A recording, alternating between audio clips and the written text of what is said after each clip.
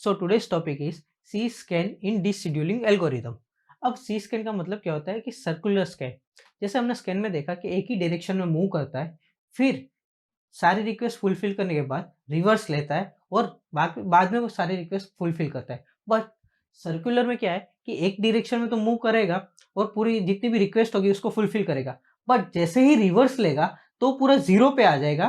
Than zero पे आने के बाद दूसरी जो आगे की जो फर्दर रिक्वेस्ट है उसको फुलफिल करेगा। अब इसको समझते हैं कि एग्जाम्पल की मदद से। तो जैसे कि हमने सी स्कैन में हमारे देखा है, तो इसमें जो रिक्वेस्ट ट्रैक होगी वो हमने इतनी दी गई है, पूरी क्यू दी गई है। देन हमारे जो स्टार्टिंग ट्रैक है वो 100 है, देन टोटल ट्रैक है 200 है, और इसमें हमें क्या फाइंड करना है, टोटल सीक टाइम और एवरेज सीक टाइम।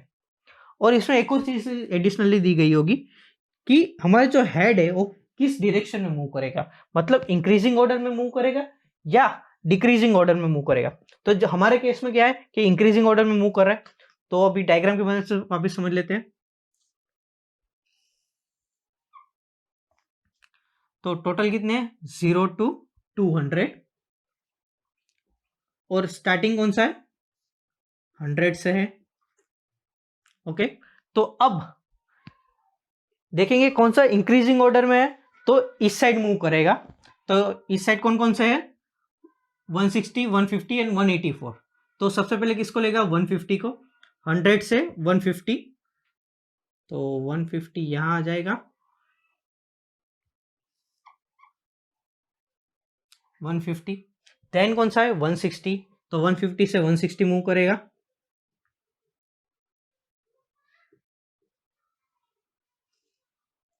देन 184,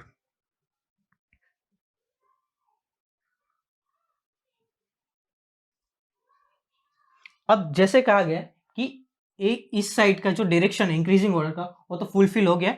अब ये क्या करेगा, डायरेक्टली जीरो पे सेट हो जाएगा, मतलब कि 184 से डायरेक्ट जीरो होगा, इनमें से कोई भी नहीं लेगा। जैसे हमारे बीच में कौन सा 18, 90, 39 सब आ रहे, तो उनको अभी वहां मूव नहीं करेगा हेड, तो डायरेक्ट अभी जीरो पे आ जाएगा। तो जीरो के लिए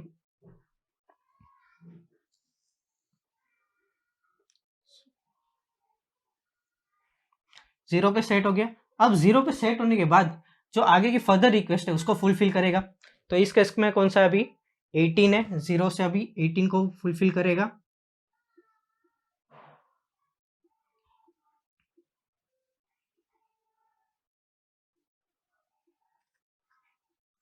देन 18 से 39 नहीं 38 लेगा।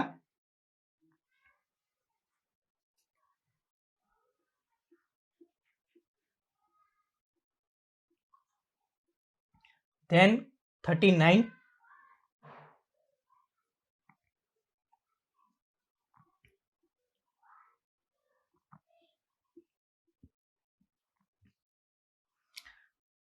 देन 39 के बाद कौन सा है, 55,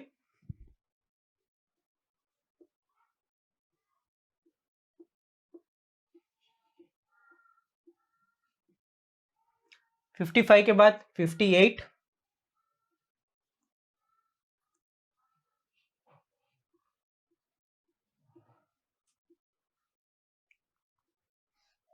देन हमारा लास्ट कौन सा है, 90।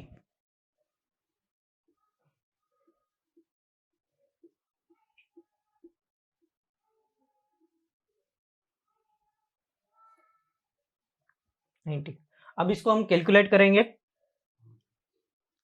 तो कैलकुलेशन कैसे होगी, 150 माइनस 100,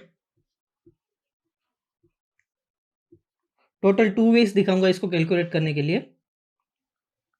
फिर 160 minus 150,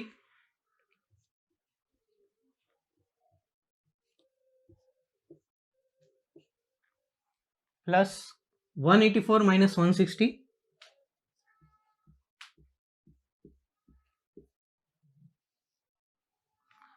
then 184 minus 0,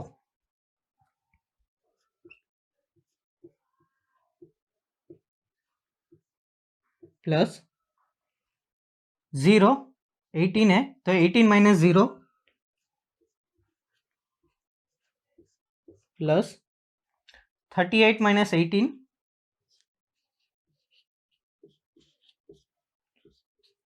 plus 39 minus 38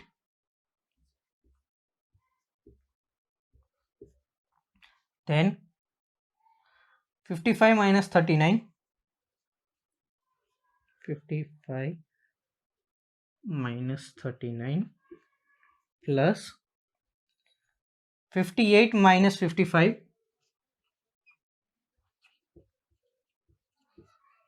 plus 90 minus 58।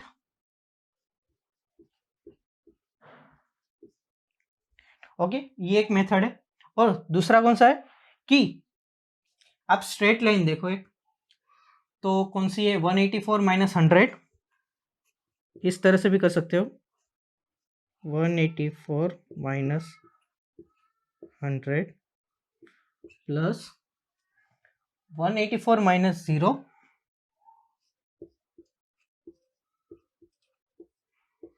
Plus 90 है तो 90 प्लस 0 90 प्लस 0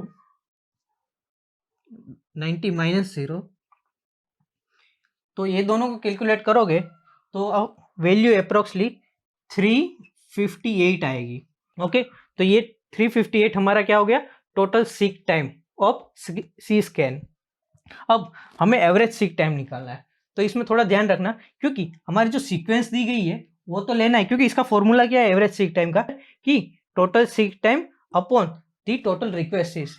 तो हमारे केस में कौन सी कितनी रिक्वेस्ट है, ये तो देख सकते हो कि टोटल 9 है, बट जैसे यहाँ 0 सेट हो रहा है तो हमारी जो टोटल रिक्वेस्ट होगी वो होगी 10, मतलब 358 डिवाइड बाई 10 इक्वल टू 35.8, ये हो जाएगा हमारा एवरेज सीक टाइम।